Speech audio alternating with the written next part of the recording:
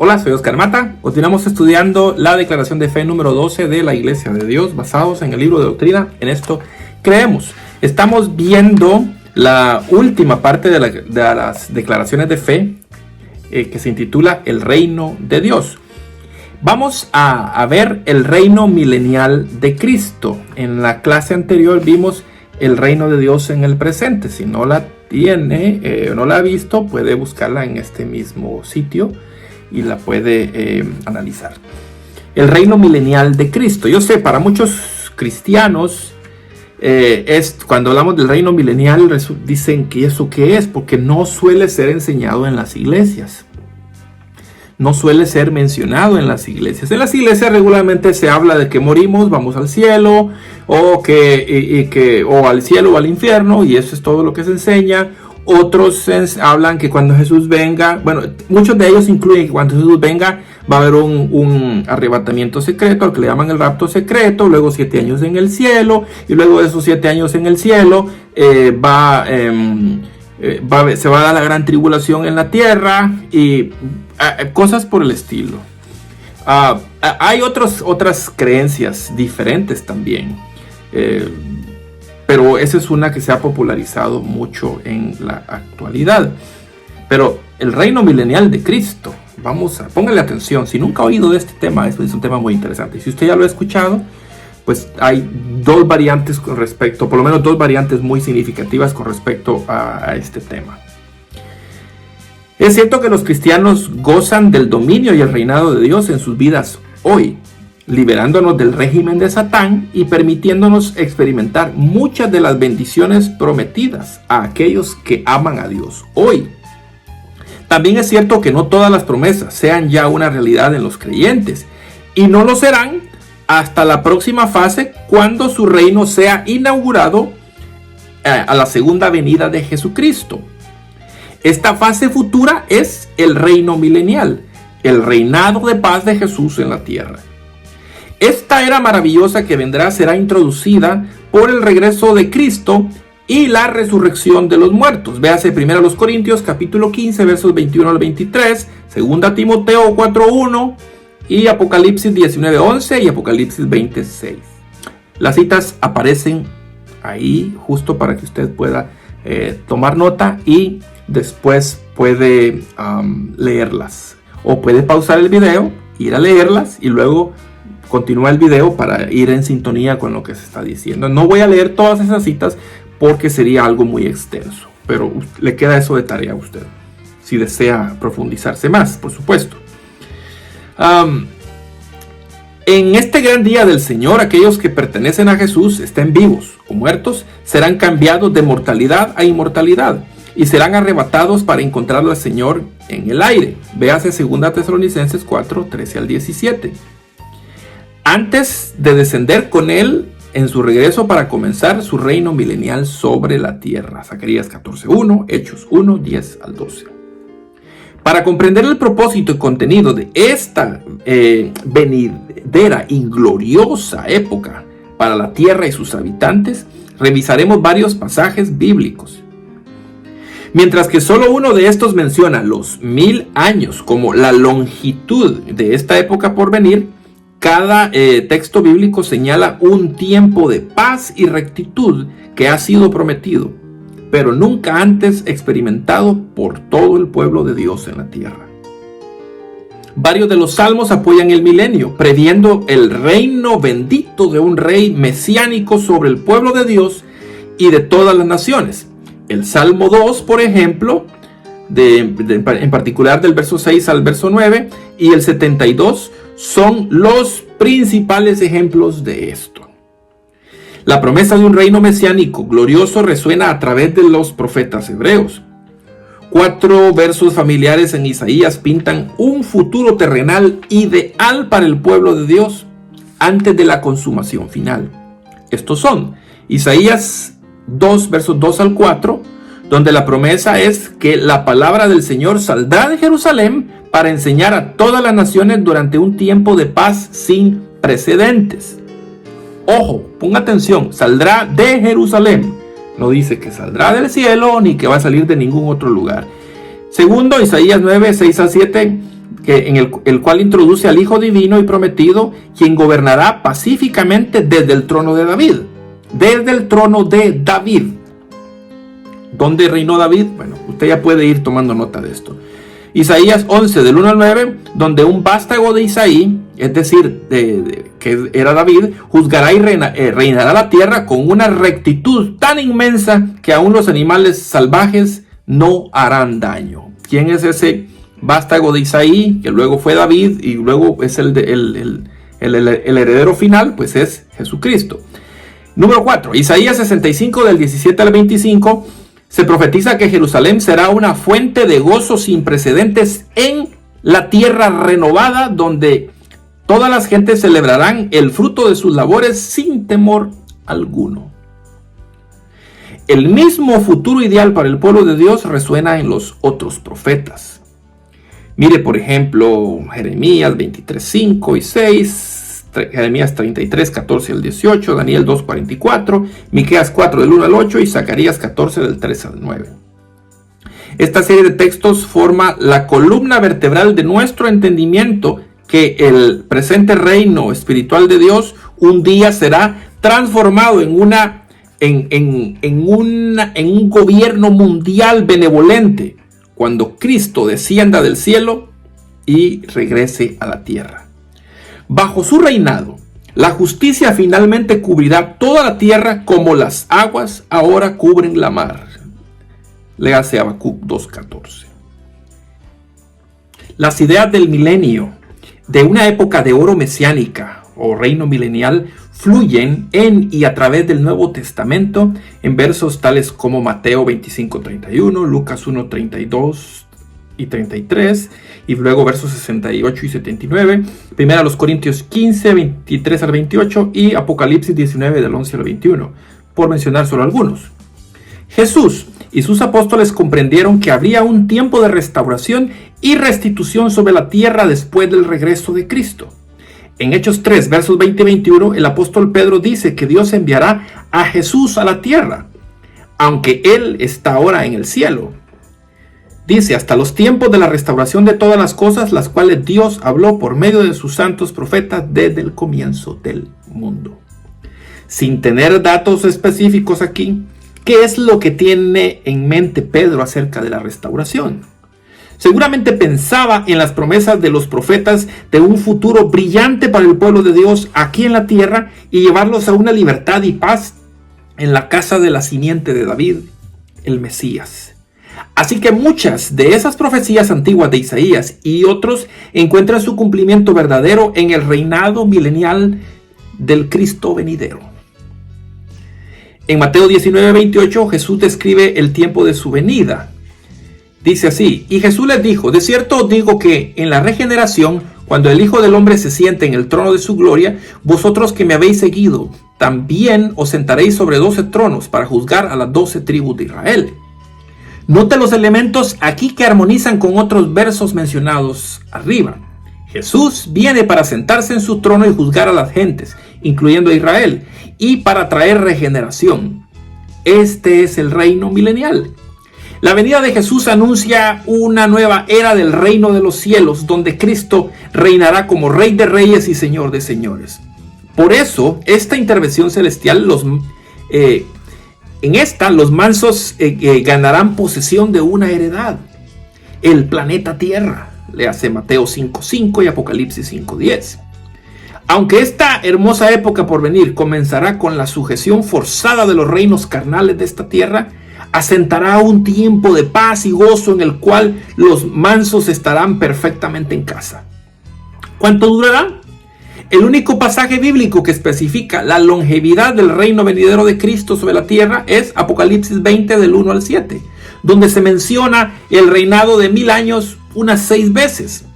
La naturaleza del reinado de 1000 años, de acuerdo a este recurso primario, se puede resumir en el encadenamiento de Satán, en los versos 1 al 3, escena de juicio en el verso 4, primera parte, y el reinado de los justos como reyes y sacerdotes con Cristo en la tierra, desde la parte B del verso 4 y luego el verso 6, que dicen, y vivieron y reinaron con Cristo 1000 años.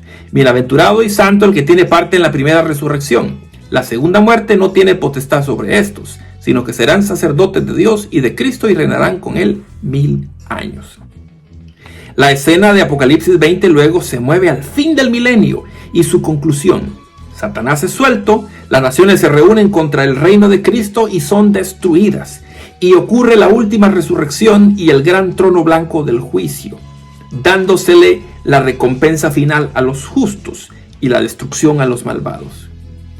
Aunque estos 9 versos describen un gran clímax para el milenio, no añaden mucho a nuestro entendimiento de los 1000 años.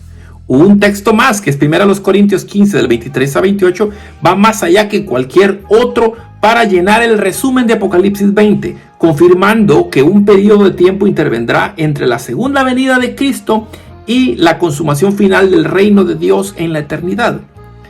Léalo cuidadosamente, notando especialmente las palabras y frases que indican el paso del tiempo.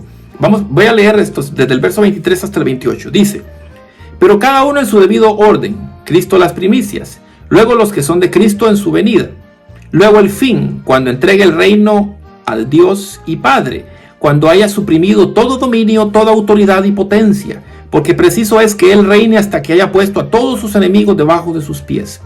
Y el postrer enemigo que será destruido es la muerte, porque todas las cosas las sujetó debajo de sus pies.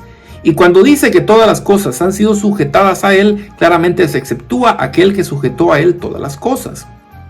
Pero luego que todas las cosas le estén sujetas, entonces también el Hijo mismo se sujetará al que le sujetó a Él todas las cosas, para que Dios sea todo en todos.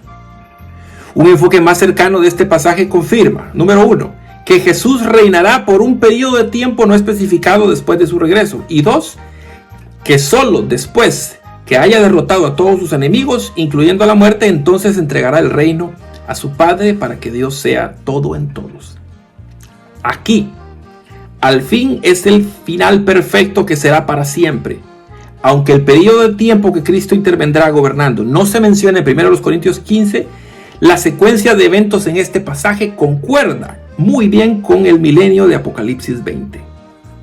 Combinando los textos que predicen el reinado milenial pacífico de Cristo, concluimos que los redimidos serán transformados a la inmortalidad al regreso de Cristo para reinar y gobernar con Él 1000 años.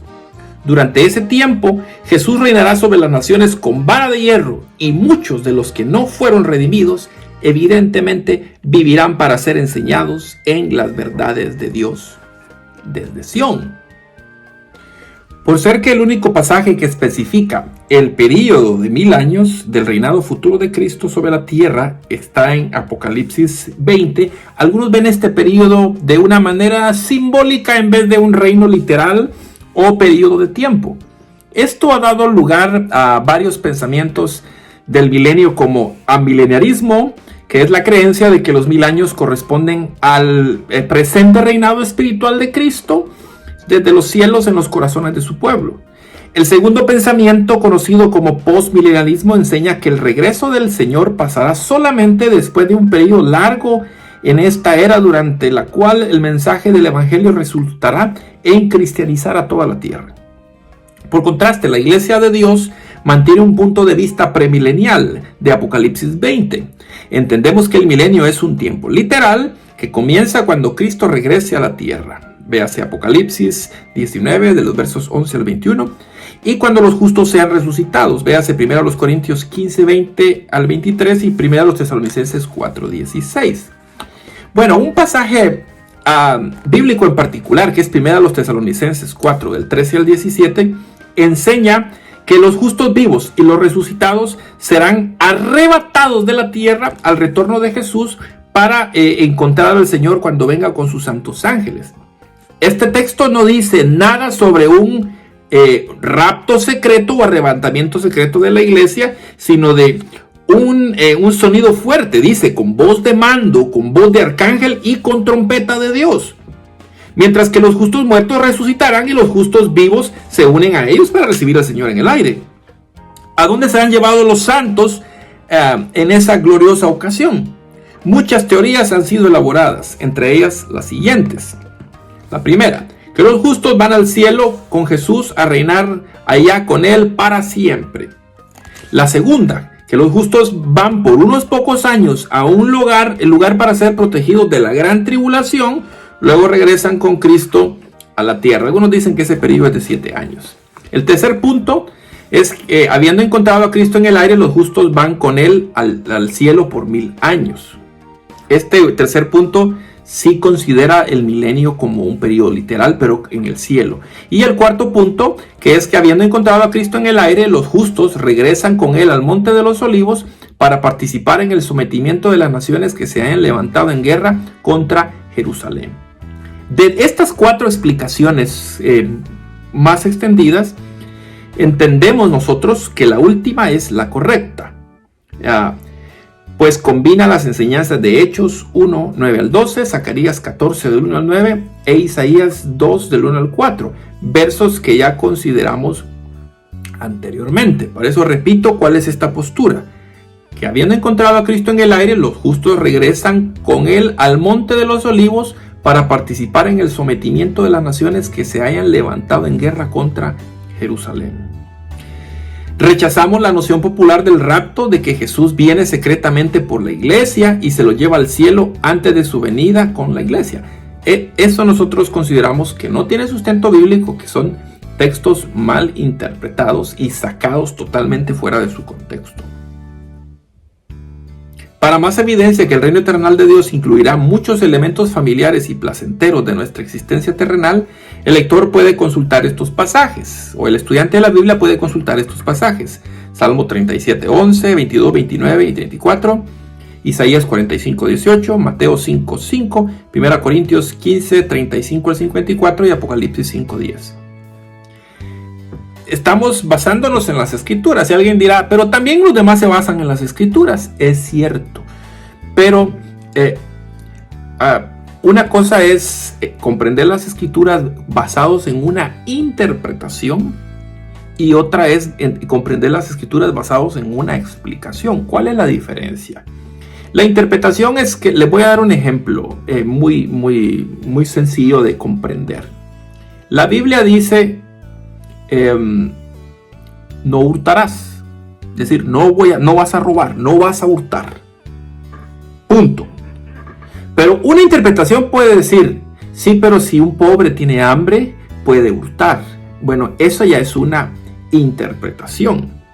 Una explicación podría ser diferente. Lo literal es no hurtarás. La interpretación dice, puede ser que van a decir, mire, según la palabra hebrea aquí, lo que sea, y al final de cuentas, al final dicen que hay quienes sí pueden robar.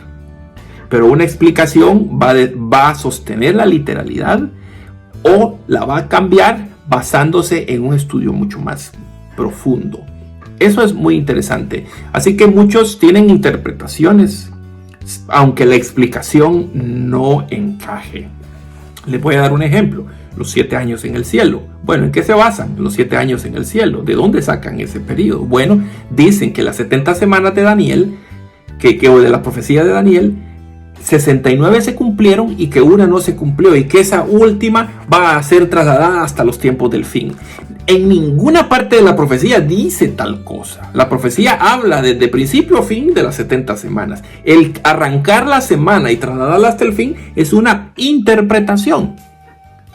Es una interpretación que, pues por más respetable que sea, es una interpretación que desencaja el sentido de la profecía. Y así cosas como esas vamos a encontrar muchas otras. Que el Espíritu vuelve a Dios, que lo dio, bueno, sin analizar qué es el Espíritu. La diferencia entre alma y el Espíritu y todas estas cuestiones. Entonces al final se centran en unas interpretaciones basados en lo que están leyendo en el texto y basados en los entendimientos que ya han habido con anterioridad. Bueno, y para terminar con este estudio, basados en la misericordia eterna de Dios y en los muchos textos que hablan del destino final de los malos, como pereciendo, la palabra usa perecer, la palabra de Dios usa muerte y la palabra de Dios usa destrucción, rechazamos la creencia común de que los malos sufrirán los tormentos del infierno por toda la eternidad. Al contrario, creemos que serán destruidos totalmente y será como si nunca hubiesen existido. Léase a día 16, Juan 3:16, Romanos 6:23, Ezequiel 18 del 4 al 20, versos 4 y 20, Malaquías 4 del 1 al 3, Mateo 10:28 y Apocalipsis 21:8. Mucha información para procesar en un video tan corto. Le invito a que tome nota de los textos, lea, estudie, porque ese trabajo le va a quedar a usted. Nosotros exponemos lo que creemos y por qué lo creemos, basados en las explicaciones bíblicas. El resto, pues le toca hacerlo a usted. Por supuesto, usted dirá, no, porque eso suele pasar cuando yo publico cosas así tan polémicas como esta, y me escriben y pareciera que nunca vieron el video, como que nunca lo analizaron, se basaron nada más en algo que yo dije y no fueron a profundizar en los textos bíblicos. Y bueno, eso es negacionismo. No pretendemos también cambiar sus puntos de vista, usted puede creer lo que usted quiera. Básicamente presentamos lo que creemos nosotros. Estos basados en las escrituras, no basados en lo que dijo o escribió en el libro fulano de tal, o basados en explicaciones de personas que escribieron en libros. No, estamos basándonos en las escrituras. Y este libro contiene el análisis o la doctrina de la Iglesia de Dios, estudiado por el Concilio Ministerial de Norteamérica. Es decir, hubo un periodo de muchos años de estudio, de investigación, hasta presentar lo que está en este libro. Pasa a ustedes.